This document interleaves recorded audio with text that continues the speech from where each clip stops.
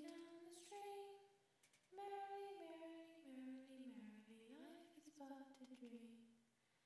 Row, row, row the boat gently down the stream.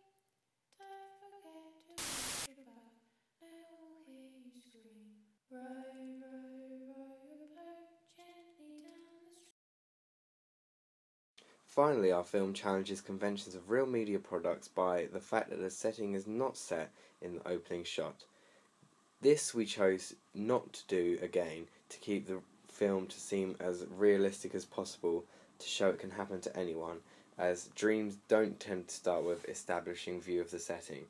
It also gives the audience something to continue viewing for, as they want to find out where he is and what he's doing there, whereas many horrors open with establishing shots or set the scene of the film.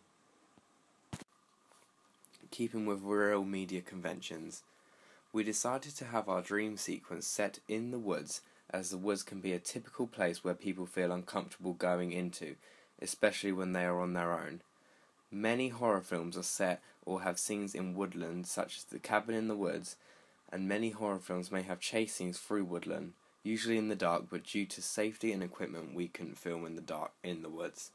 Woodlands also have a natural, mysterious feel to them, creating a great spot for horror scenes.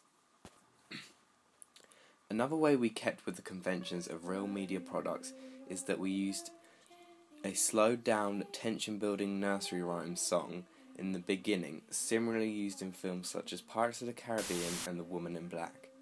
This was used so the audience can relate to the famous rhyme, and also it's a contrast as it's usually told to cheer children up or send them to sleep, yet here it's been linked with death and used to represent death. Similarly, the tension building sounds that play quietly in the background whilst the action is unfolding is a major convention of horror films and is used in many of them. In slasher films, usually a sharp, high note when a killer is about to kill, or in psychological horrors such as ours and supernatural horrors, they tend to be low bass rumbling sounds, similar to what we have used in our film. Next, an example of how our media product uses the same conventions as real media product is that we have used a female protagonist who is also the victim. In many horror films, women are either victims or protagonists, or sometimes both. For example, the protagonist in the Scream film series is a female. Similarly, in ours, as Sam is the victim and the protagonist. We also chose to have her female to make the audience sympathise with her more, as stereotypically women are seen as a vulnerable gender and are susceptible to being killed off or attracted or attacked by murderers in horrors.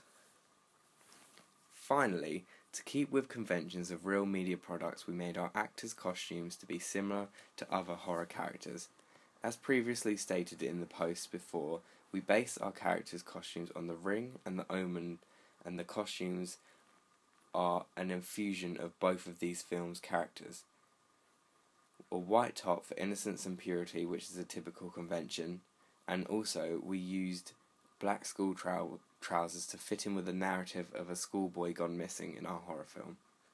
And that's the real media product conventions